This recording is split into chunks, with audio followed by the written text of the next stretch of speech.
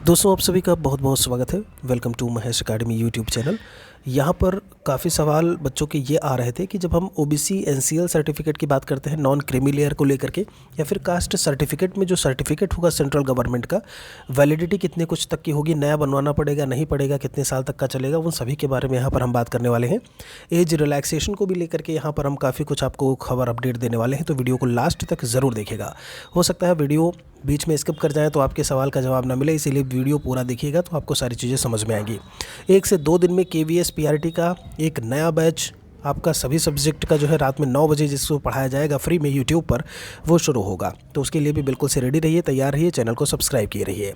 Age relaxation की अगर हम बात करें तो यहाँ पर आप देख पा रहे होंगे कैटेगरी, ये ऑफिशियल नोटिफिकेशन से ही एक स्क्रीनशॉट लिया हुआ है।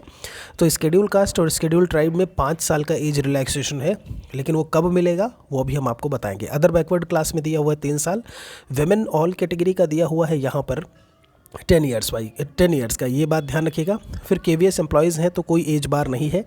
बाकी candidate with 3 year continuous service in central government जो कैंडिडेट हैं उनको कुछ यहाँ पर जो है रिलैक्सेशन दिया गया है, अलग अलग साल लिखा हुआ है सभी कैटेगरी के लिए, वो भी आप बहुत अच्छे से पढ़ पा रहे होंगे। पर्सन जो है आपके स्टेट ऑफ जम्मू कश्मीर का, वो इन्होंने बोला हुआ है 5 साल। बाकी यहाँ पर आप सारी चीज़ें देख पा रहे होंगे किसको कितना रिलैक्सेशन जो है इसमें दिया गया है, एकदम स्पष्ट तरीके से लिखा हुआ है। इसके बाद ज़रूरत मुझे लगता है कि नहीं होगी आपको पूछने की फिर अलग से, ठीक है। अब बात आती है यहाँ पर जो है कास्ट सर्टिफिकेट को लेकर के जो सबसे ज़्यादा सवाल बन रहे हैं। इसी में नीचे आपका जस्ट दिया हुआ है कि all the concessions mentioned above will be current, that is if a person is eligible for more than 1 concession only 1 the concessions of the highest permissible. ध्यान रखिएगा, जो सबसे ज़्यादा परमिसिबल होगा वही ऐसे में ग्रांट किया जाएगा जो ऊपर दिया गया है। बात ये आती है कि इसमें आखिर जब हम बात करते हैं creamy layer non creamy layer, तो वो सारी चीज़ें क्या है इसमें ध्यान रखिएगा। लिखा है only those OBC candidate will be considered which are applicable for the appointment under the central government rules. यहाँ पर एनसीएल नॉन क्रीमी लेयर मैं आपको बताया दे रहा हूँ जो भी इसमें लिखा हुआ है।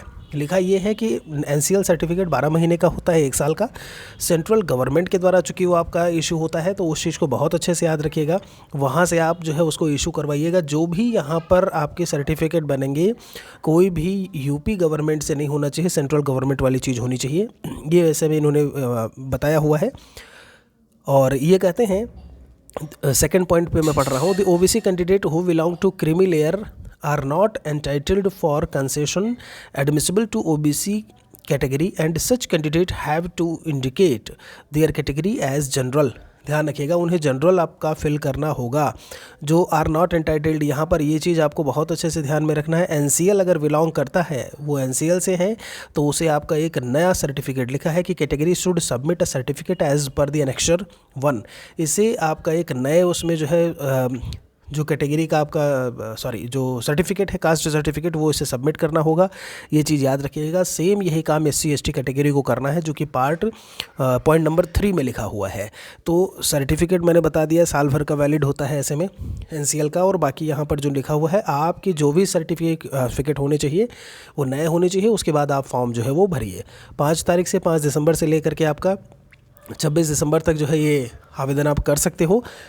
कोई और सवाल है तो आप कमेंट सेक्शन में मेंशन कर सकते हैं। यहाँ पर लिखा हुआ है, जब हम एनसीएल की बात करते हैं OBC, it has a validity of 1 year, और पूरी डिटेल उन्होंने बताई हुई है कि कैसे कैसे यहाँ पर हो सकता है।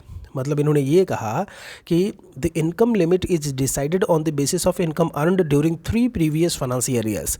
जो इनकम होता है वो डिसाइड होता है 3 जो है वित्तीय वर्ष, जो पिछले वित्तीय वर्ष रहे हैं, ठीक है। और उसके बाद ही जो है आपका सर्टिफिकेट इशू होता है। तो यहाँ से भी आप चीज़ों को समझ सकते हैं, जो एक स्क्रीनशॉट यहाँ पर मैंने रखा है। बाकी कोई और सवाल है तो कमेंट सेक्शन में मेंशन करिएगा। अभी भी कुछ अगर क्लियर ना हो कास्ट सर्टिफिकेट के रिगार्डिंग, नया बनवा लीजिए बिल्कुल से। आपका सेंट्रल गवर्नमेंट के द्वारा अगर इशू किया गया है तो बिल्कुल कोई समस्या नहीं है।